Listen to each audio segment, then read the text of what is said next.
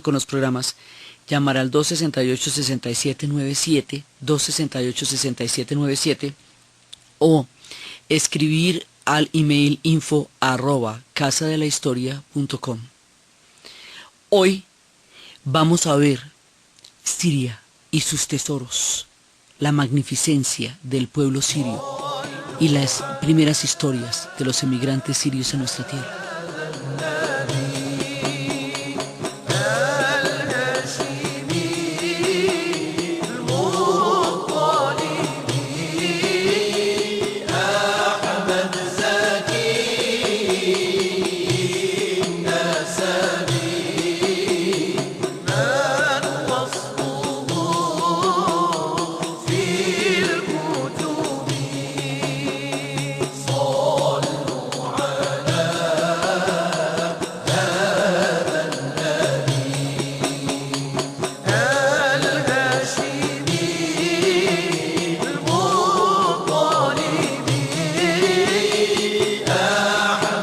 La vez pasada estábamos viendo cómo en el contexto de la primavera árabe empieza a darse la misma dinámica que se dio en todas partes. Salen las protestas, salen los jóvenes.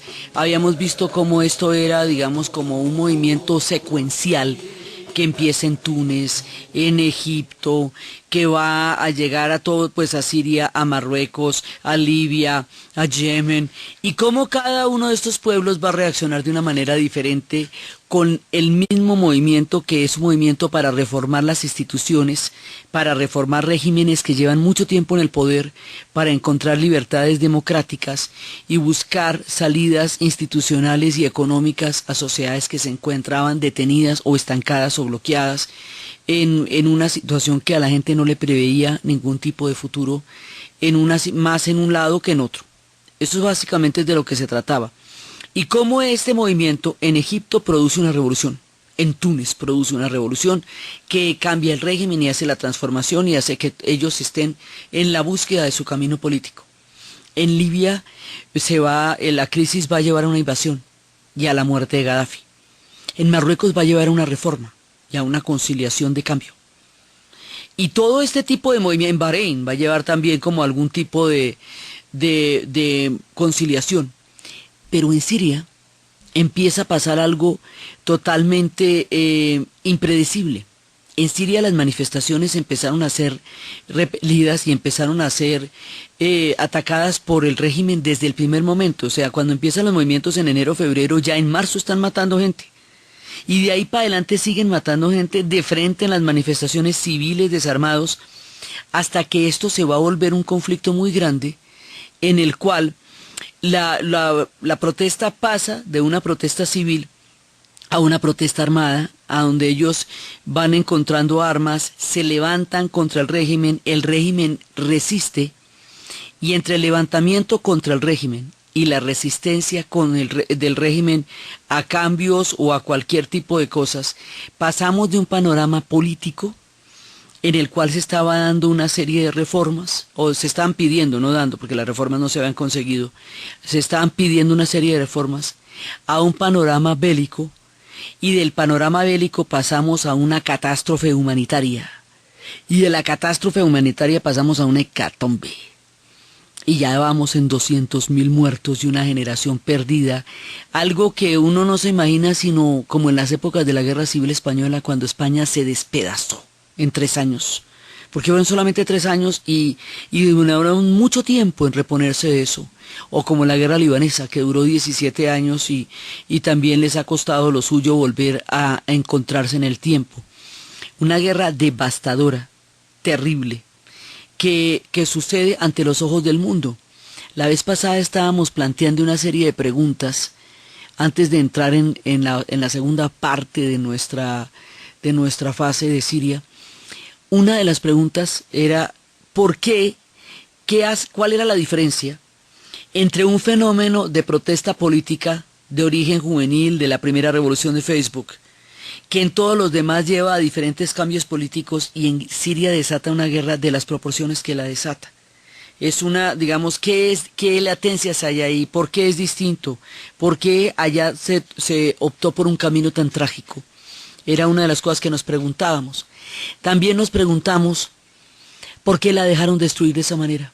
¿A quién le conviene la destrucción de Siria? ¿Por qué nadie hizo nada? ¿Por qué todo el mundo se la pasa conversando? Que qué hacemos, que qué problema, que qué crisis, que mira tú qué cosa tan complicada. Y mientras tanto las cosas adquieren unas proporciones.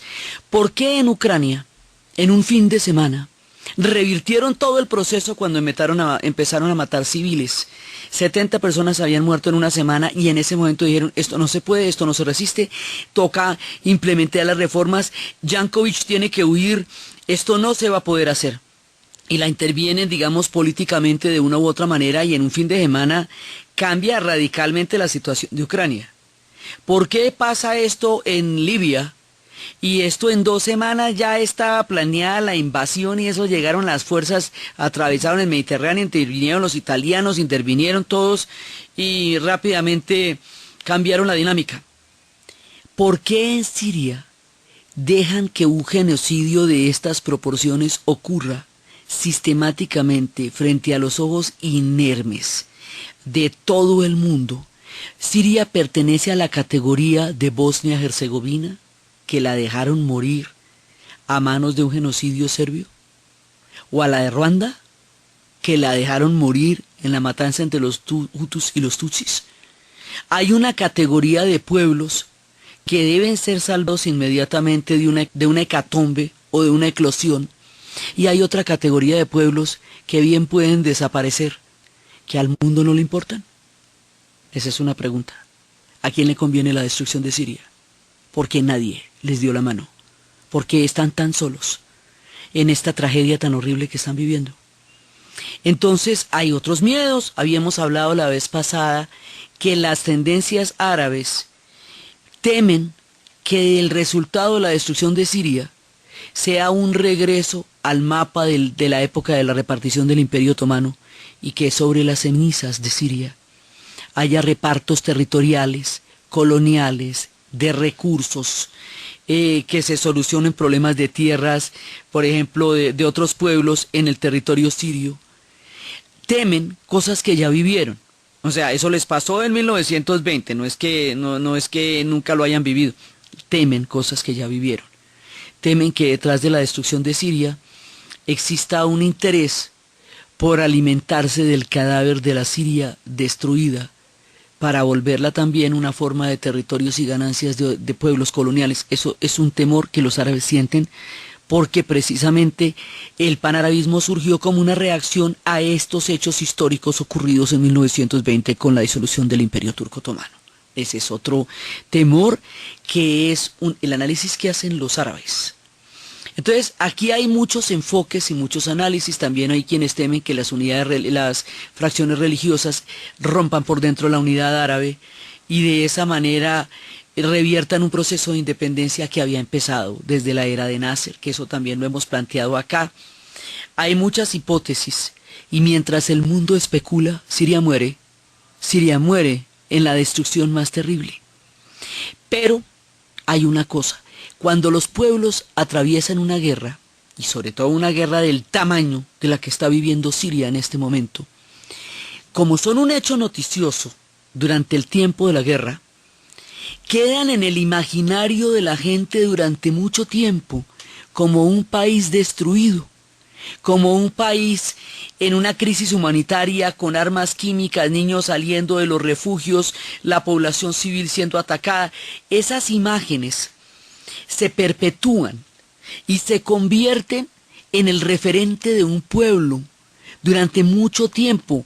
Líbano, Beirut, que es una ciudad magnífica, durante mucho tiempo se convirtió en sinónimo de guerra. ¿Usted qué cree que esto es Beirut?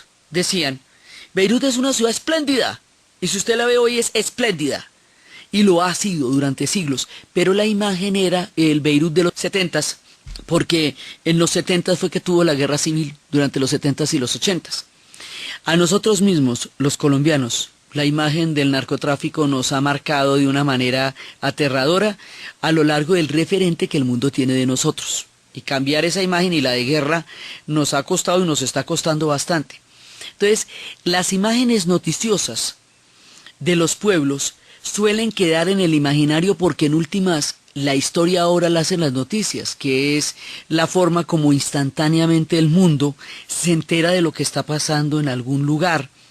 Y cuando eso deja de pasar, y cuando llega la paz, y cuando los pueblos se reconcilian, y hay grandes procesos de reconciliación, la reconciliación no es noticia, no lo es en la medida en que es la guerra, entonces el imaginario de la guerra es el que queda. La idea de este programa es que no quede el imaginario de la guerra, que no sea esa la única referencia que se tenga sobre Siria, un pueblo espléndido, magnífico y milenario, que no se piense en Siria como un país devastado, que no se recuerde solo así a este pueblo grandioso. Y por eso hoy, en la mitad de la catástrofe de los sirios, y sin saber para dónde va, vamos a recordar los tesoros históricos de Siria. Esta gente sobrevivió a los mongoles, hombre, sobrevivió a las cruzadas. O sea, a ellos les han pasado cosas fuertes, a los repartos, a las invasiones romanas, a las invasiones, o sea, todos los duros los invadieron a ellos. Sí, Alejandro y todo el mundo pasó por allá y los sirios una y otra vez volvieron a salir adelante y saldrán. Los pueblos milenarios tienen activos históricos poderosos que les permiten, como una especie de colchón milenario, que les permite pararse sobre sus propias raíces y salir adelante. En algún momento ellos encontrarán un camino y una salida a su propia historia. Pero para contar cómo eran de magníficos, o sea, qué tan sensacionales han llegado a ser los sirios, en este programa voy a contar un viaje que hicimos por Siria en el año 2005. El viaje lo hicimos primero por Jordania, luego por Siria y luego por Líbano. En el año 2005, Siria era una sociedad espléndida. Los tesoros de Siria, las maravillas, las cosas tan impresionantes que Siria tenía en ese momento, son también un referente de quién ha sido este país y qué ha sido en la historia. Vamos a hablar de eso en este programa. Y vamos a empezar a hablar también de las migraciones, de la madre patria, de lo muchísimo, muchísimo que la cultura colombiana debe a la cultura libanesa y a la cultura árabe en general, porque estos pueblos se han mezclado en su gastronomía, en su vida, en su historia, en su trasegar, en los ríos, en las ventas, en todas sus formas de encontrar entre nosotros un sueño, y nos han dado un legado enorme. Vamos a hablar de los tesoros de Siria, vamos a hablar de los emigrantes también, en este y en el otro programa, y vamos a contar cosas espléndidas y magníficas sobre un pueblo que hoy está en una hora terrible y de oscuridad.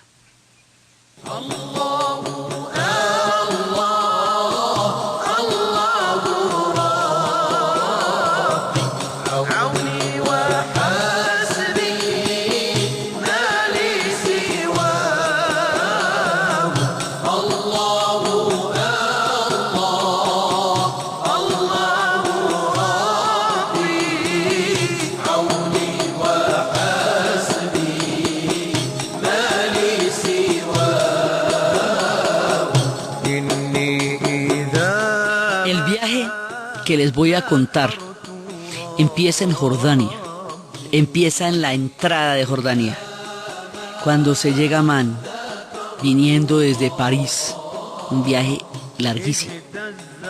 En un principio yo llegué sola y luego llegó el grupo con el que íbamos a realizar este viaje inolvidable para todos nosotros por la manera como esto cambió mucho de lo que nosotros pensábamos antes de llegar allá. Llego yo a Jordania, hay un primero interrogatorio, uno entrega el pasaporte colombiano y sabe que de ahí para adelante las cosas pueden ser complejas. Y luego, después de 2 horas en que nadie me explica nada, entro yo a un salón donde hay varios oficiales de migración jordanos y empezamos a hablar, y cuando me van a interrogar, yo pienso en Alá. Yo voy con los dioses a todos los lugares donde llego. Y empiezo a hablarle a Alá, y empiezo a relajar todo mi cuerpo antes de entrar a conversar con ellos. Y al ausentarme de miedo dejo de producirlo. Y cuando me empiezan a interrogar me preguntan, ¿qué voy a hacer? Voy a contar la historia de su pueblo para mi pueblo. ¿Usted se sabe la historia de Jordania? Me sé la historia de Jordania. ¿Usted qué hace? Creo puentes entre civilizaciones. Así la visita, lo que era un interrogatorio, rápidamente mutó a una visita. Y pasamos como una hora conversando del mundo y sus maravillas. Entré de esa manera a Jordania. Y al otro día fuimos a la mezquita a agradecer a Alá. Llegó el grupo y empezamos a ver la magnificencia del Medio Oriente.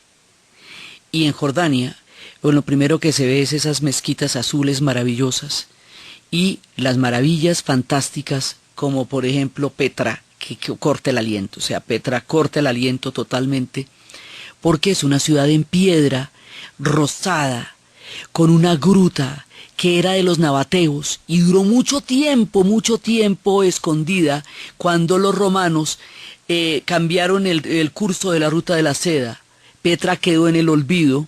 Los romanos le quitaron importancia a los nabateos, que eran los grandes comerciantes, cambiaron la ruta de la seda y desde ahí Petra quedó en el olvido y se volvió una leyenda, hasta que un suizo, Burckhardt, se disfrazó de mendigo y estuvo día y noche detrás de las caravanas a encontrar si esa ciudad de leyenda existía o no, hasta que un día llegó a la gruta de Petra y la redescubrió para Occidente.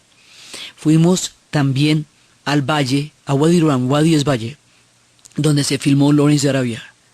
Y allá donde se filmó Lawrence de Arabia vimos un paisaje absolutamente sobrecogedor, rodeados y acompañados de los beduinos, en un atardecer sobre las arenas rojas de ese desierto magnífico. También estuvimos en Yerat, una ciudad romana, y ahí empezamos a ver las ciudades romanas.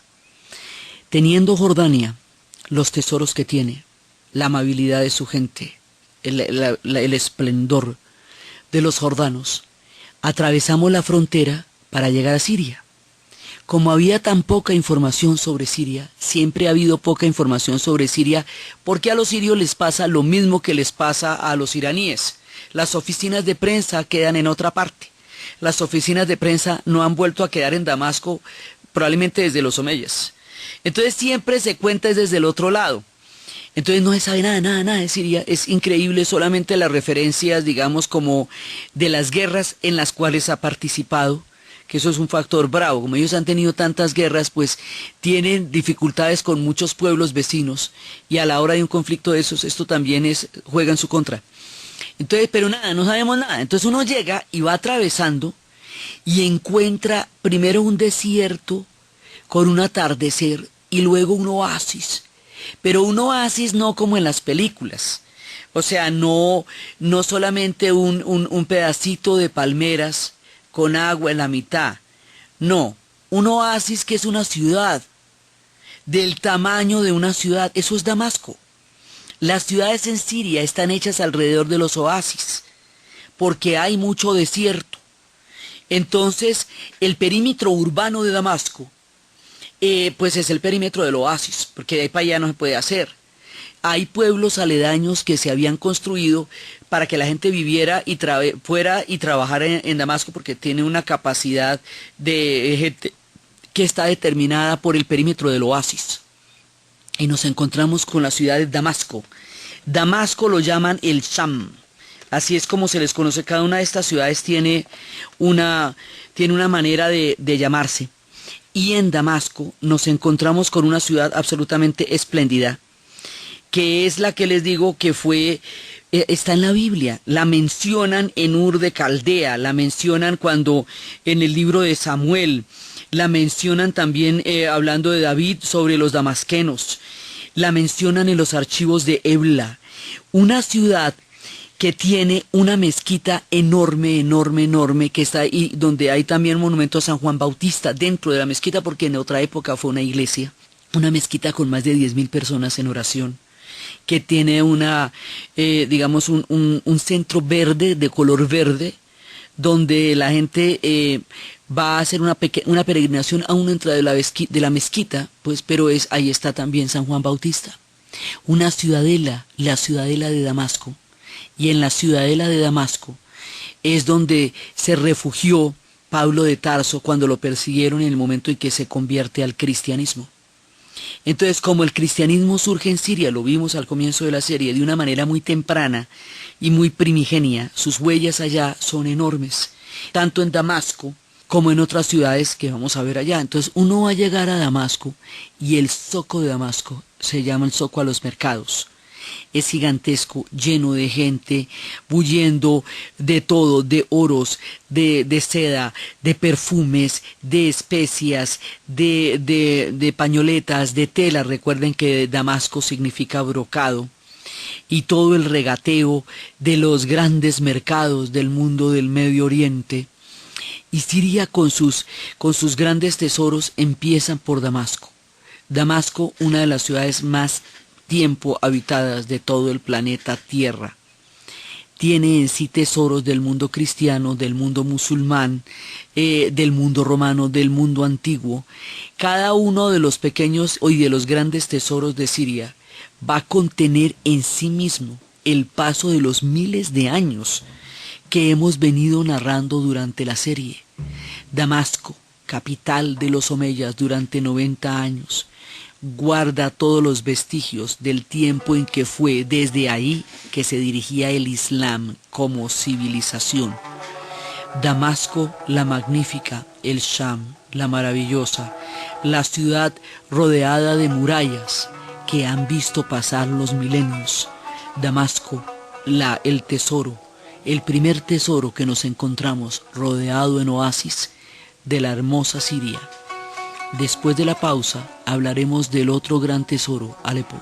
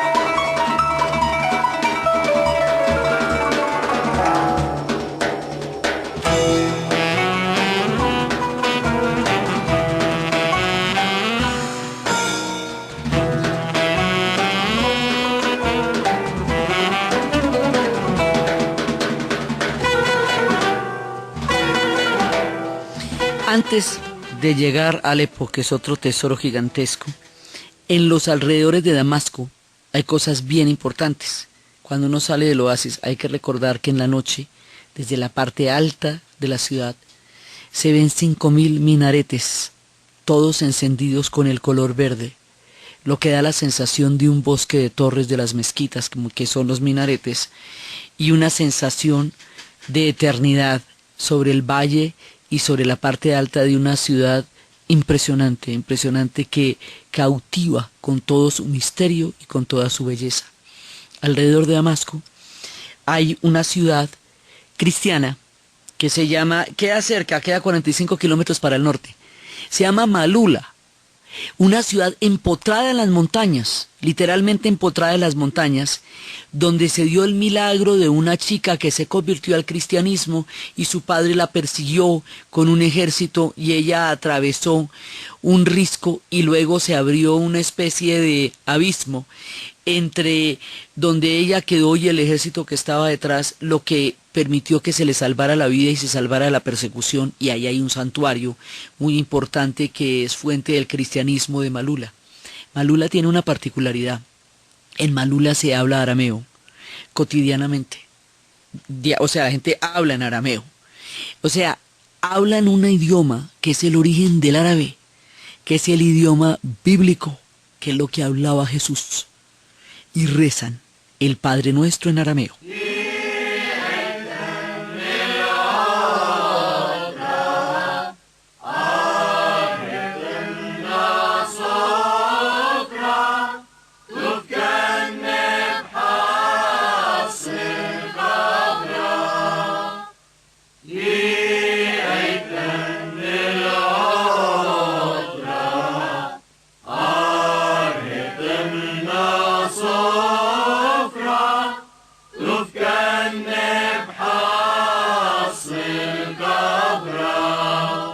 Sus cantos son en arameo.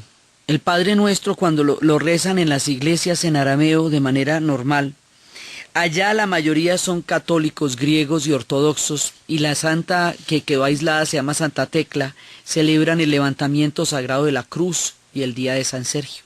Y esta ciudad es muy antigua.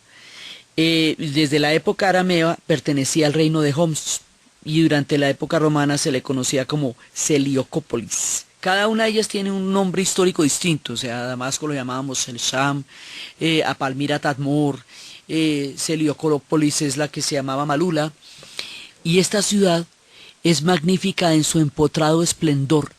Hay que trepar como las cabras para ir a ver este santuario, donde surge uno de los primeros bases del cristianismo. Y luego vamos a la ciudad de Homs, y en Homs nos va a pasar una cosa que es el origen de esta mirada de nuestros vínculos históricos con Siria. 3 personas que iban en el grupo, iban en un viaje de peregrinación para encontrarse con la otra parte de la familia que está en Siria. Tenían solamente un papel, un papelito de una iglesia ortodoxa, una fe de bautismo. Homs tenía 600.000 habitantes. Homs, la ciudad donde empezó la gran rebelión, que es hoy por hoy la guerra. Y allá en Homs, en una ciudad de 600.000 habitantes, nos detuvimos en una cafetería para ir al baño, para tomar café, una parada técnica de viaje. En esa cafetería estaba uno de los primos de esta familia que las mujeres, sin conocer a nadie, iban a buscar. Y la iglesia en cuestión quedaba a 3 cuadras de esa cafetería. Y rápidamente llamaron a toda la familia. Y estas 3 mujeres se reunieron con su familia siria que no habían visto jamás. Y uno de los hombres ancianos, que tenía 90 años, dijo que él sabía que una parte de su familia se había ido para Colombia y que no había vuelto a saber de ellos, y que ahora que las conocía podía morir en paz porque había encontrado su familia.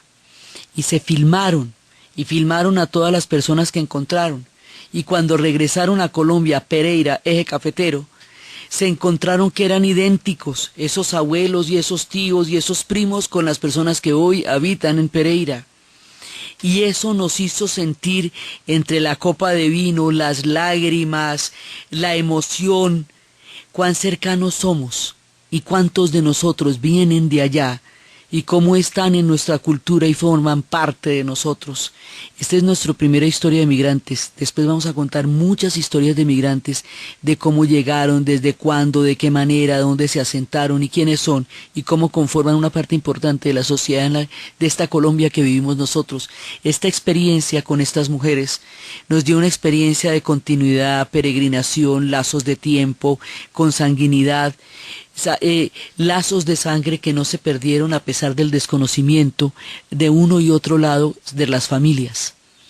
Después de Homs, transidos de emoción, con este encuentro tan vivo y tan maravilloso, seguimos nuestro camino, vamos atravesando los grandes tesoros.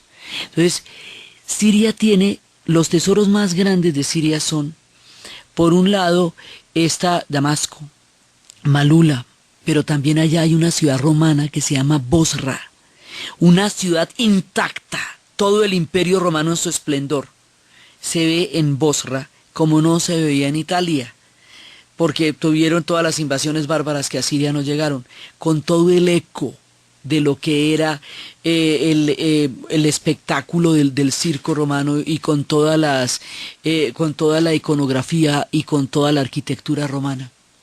También en la mitad del camino había una calle de 5 kilómetros que correspondía a una ciudad que se llamaba Apamea, la escuela neoplatónica. Por allí pasó Alejandro, y la escuela neoplatónica revivió toda la teoría de Platón y Aristóteles allá. Y también en ese momento por esas calles desfilaron los romanos, Alejandro, los griegos, y las calles están originales, con unas columnas que tienen una forma aserrada, que se encuentran de 2 formas opuestas, de manera tal que con un carruaje dan la sensación de movimiento, y los milenios se sienten allá. Otro de los grandes, grandes tesoros fue Palmira, Taimur, donde se hablaban 26 lenguas en un día de mercado. Palmira también es un oasis. También está rodeada totalmente de esta verde vegetación que contrasta con el desierto que está presente alrededor de los grandes oasis. Palmira tiene unas ruinas enormes, enormes, grandísimas, con unas plazas, con los pedestales. Más de 5 clanes gobernaban la ciudad y los días de mercado todo el Medio Oriente se encontraba en Palmira y era donde venían la seda, los brocados de la ruta de la seda. Era la reina de los nabateos, Zenobia, la reina Zenobia de Palmira, cuya historia contamos a comienzos de la serie, porque el mundo nabateo fue el que dio forma a Jordania y a Siria hasta la llegada de los romanos. Entonces están todas las huellas de los nabateos, las huellas de los romanos, las huellas del Islam. Y después de esto está Hama, la ciudad de las norias. Está donde se encuentran las norias son esas ruedas de agua. Eso es una noria, que Machado habla mucho de las norias en sus poemas. Allí eso es muy llamativo porque hay mucho desierto, entonces el agua es esplendorosa. Siempre hacemos esa anotación cuando estamos hablando desde Colombia y estamos hablando del Medio Oriente, es que nosotros somos un país muy verde y el agua nos rodea. Allá no, allá el agua es un milagro donde quiera que se encuentra. Y eso que Siria tiene el Éufrates y el Orontes y ha logrado una canalización de estos ríos que permite que mucha de su agricultura exista por la canalización que han hecho. Y en Hama, la ciudad de las norias. En Hama hubo una matanza de 20.000 hermanos musulmanes en los años 80, en un enfrentamiento contra el régimen de entonces Hafez al-Assad hace mucho tiempo, y eso queda como una, digamos, como una raya en el viaje, que después continuará hacia parajes maravillosos. Otro de los lugares que es absolutamente increíble es el Crac de los Caballeros.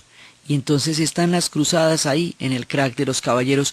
Es una fortaleza gigantesca, gigantesca como uno no se puede imaginar, gigantesca, llena de torres, por donde se entraba a caballo, como una ciudad fortificada, puesta a una altura tal que desde ahí se dominaba todos los valles y todos los ríos. Un punto estratégico en la defensa de Siria durante la era de las cruzadas. Es probablemente la fortaleza más importante que uno pueda conseguir en esa zona, lo más espléndido, lo más magnífico, lo más monumental, el Crac de los Caballeros. Todos esos tesoros se van encontrando en Siria a medida que vamos viajando en un bus, constatando el paso de las civilizaciones por un país que, como hemos visto, ha sido epicentro de todas ellas.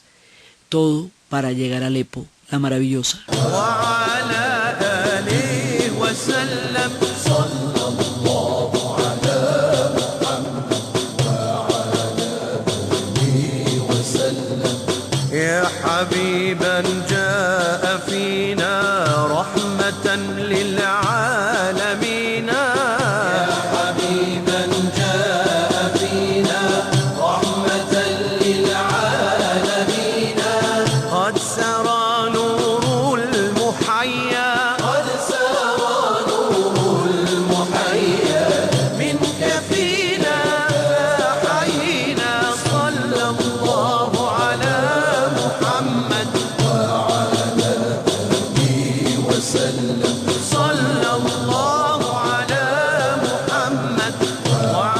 Alepo es una de las ciudades más impresionantes. Ella puede llegar a ser inclusive más bonita que Damasco, es absolutamente maravillosa. Y ella es el contraste entre el mundo occidental y el mundo árabe. Está llena de callejuelas, de mezquitas, de hammams, o sea, de baños públicos de vapor, que son romanos y árabes y turcos, y de mercados, y tiene misterios, y tiene arte, y tiene historia. Es el punto de paso entre las caravanas que comunicaban al cercano oriente con Persia, con India, con Armenia y con el resto del Imperio Otomano. Está edificada en la ruta de los comerciantes y de las caravanas. Originalmente se llamaba Habab, que es una palabra amorita que significa yacimientos de hierro y de cobre. era el tercer centro económico durante toda la época del Imperio Otomano, después de Estambul y del Cairo. En el siglo XX, a mediados del siglo XX, tenía más población que la misma Damasco. Y dice que los reyes pasaron por Alepo para consolidar su poder y que lograron huir de allá y consolidar también el esplendor de Damasco. Alepo fue la capital del reino de los Yamad, la confederación de territorios de intereses comunes. Alepo era el punto entre Mesopotamia y la costa mediterránea. Por Alepo pasaron todas las historias. El zoco de Alepo es el más bonito de todos, 12 kilómetros cubiertos. Y habíamos hablado al comienzo de la serie cómo en el zoco de Alepo y en el zoco de Damasco, las mujeres que tenían hijos en edad, varones en edad de casarse, iban a los zocos con una tarjeta y a las bellas damas, chicas hermosas, les ofrecían la tarjeta. Si la chica la acepta, se van a encontrar el siguiente sábado para conocerse las familias.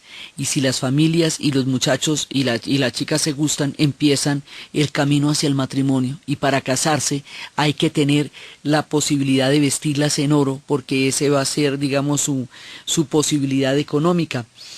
En la ciudadela están los zocos y hay unas colinas. Y eso, digamos, es un paraje impresionante, porque allá es donde se ofrecían era un centro en el Imperio Romano, también se ofrecían sacrificios a Dios, y se conoce desde hace mucho tiempo la ciudadela porque Alepo es una ciudad muy, muy, muy antigua, desde el comienzo de los tiempos, y era el ejemplo de la arquitectura militar árabe. Se levantan torres y fosos que rodean, y tenía una gran profundidad y mezquitas pequeñas, y también la gran mezquita, pero cosas hechas desde el siglo VIII, desde 1213, y allá en esa ciudadela están las grandes, pues las enormes, la gran mezquita de los Omeyas, la madraza de Jalawiyya, los mercados cubiertos que eran los más bellos, y allá era donde había pasado Lawrence de Arabia en todo su camino. Y también, o sea, en estos hoteles esto llegó a tener un lujo proverbial, y los occidentales se fascinaban con todo este lujo de Alepo, bella, bella, bella desde donde uno la mire. Y allá también estuvo Agatha Christie, y allá también están las habitaciones donde se quedaban estos personajes viajeros y aventureros que iban a conocer el Oriente en tiempos de la disolución del Imperio Otomano. Allá en Alepo es donde residen la mayor cantidad de misterios, de esencias, de perfumes, el zoco más bello de todos. Alepo era todavía más bonita que Damasco por su carácter acogedor, paradisíaco, pero también sobre todo por su carácter misterioso, por la arquitectura totalmente conservada del paso de las civilizaciones. Alepo es una ciudad en sueño, como las grandes ciudades del Medio Oriente, como esos parajes que describía Constantino Cavafis en su viaje a Ítaca, de ir a ciudades maravillosas, y donde se encuentran esos brocados de negro y de oro, y esos collares de todos los colores, y esas alturas desde donde se ven también las partes del desierto a la salida de la ciudad de Alepo.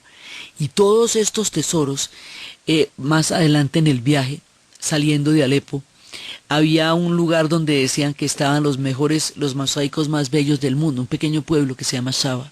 Y ese pequeño pueblo que se llama Shaba era desde donde se podía ver en una plataforma de madera mosaicos hechos de la época romana, en los cuales se pueden ver las emociones de los personajes a través del granito y a través de la pequeña piedra que va dando en el mosaico la vida, la historia de las emociones del pasado. Porque el Imperio Romano bulle totalmente en Siria, y se ve en esos mosaicos maravillosos y perfectos en la ciudad de Shaba, recorriendo los tesoros de la hermosa Siria.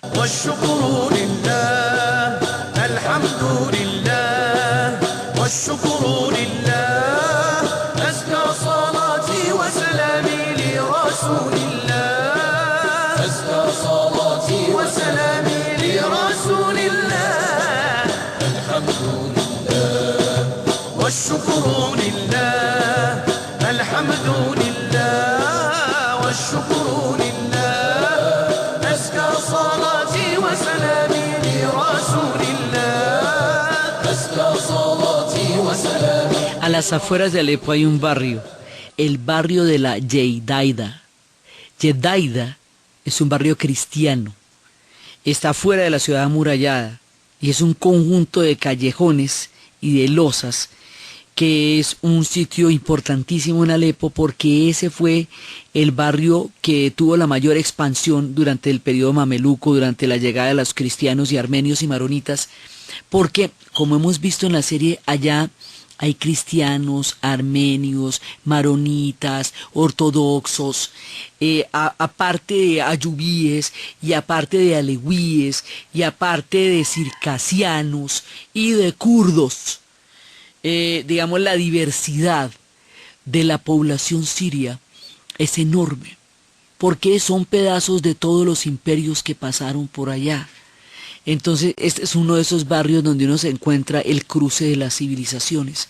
Entonces, todos esos tesoros que van apareciendo allá, que son tesoros a nivel mundial, digamos, los mosaicos de Shaba, el crack de los caballeros, la ciudad de las ruinas de Ciudad de Palmira, la de la reina Zenobia, la maravillosa Alepo, Damasco mismo, todo eso queda allá, en ese país, fuera de la ciudad costera, Latakia.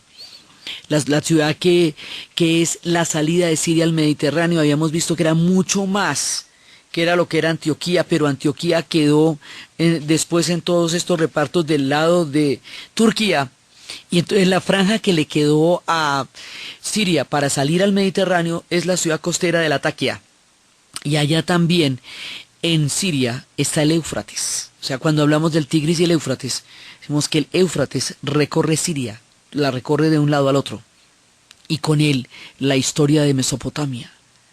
Entonces, todo ese montón de tesoros, la gastronomía exquisita, deliciosa, también los conflictos, ahí se ve en un punto determinado los altos del Golán, el territorio que perdieron en la guerra de los 6 días, se ve también en la trayectoria. Entonces uno va en un bus por el desierto, por los oasis, por las cruzadas, por el imperio romano, por el mundo de los nabateos, por las historias de Zenobia, por las historias de todo este universo maravilloso que es el testimonio de capas y capas de civilizaciones que pasaron sobre Siria desde la época de los omeyas, desde la época de los romanos, de los mamelucos, de la llegada de los árabes, del panarabismo. Todo eso está allá.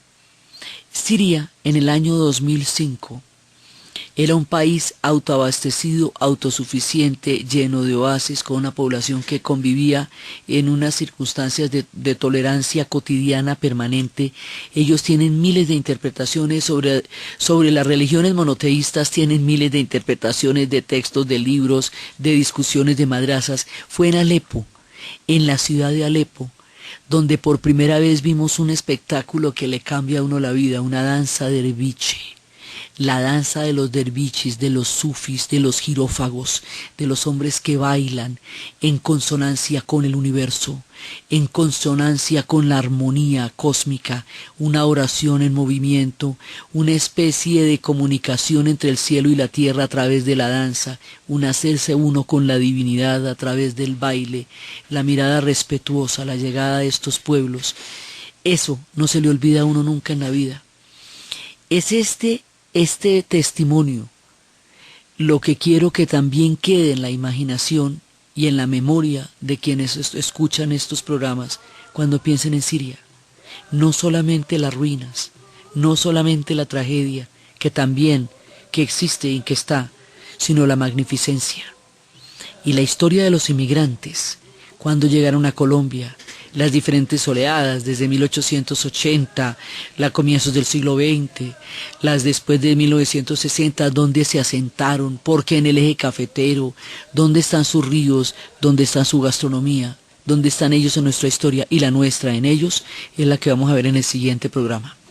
Entonces, desde los espacios de la magnificencia de un pueblo que hoy enfrenta una hora de agonía, desde el paso de los imperios, los tesoros históricos, las cruzadas y los mongoles, las grandezas y los esplendores y las miserias que atraviesan pueblos que han estado durante 6.000 años presentes en el paso de la historia y de los tiempos, en la narración de Ana Uribe, en la producción Jessy Rodríguez, y para ustedes, feliz fin de semana.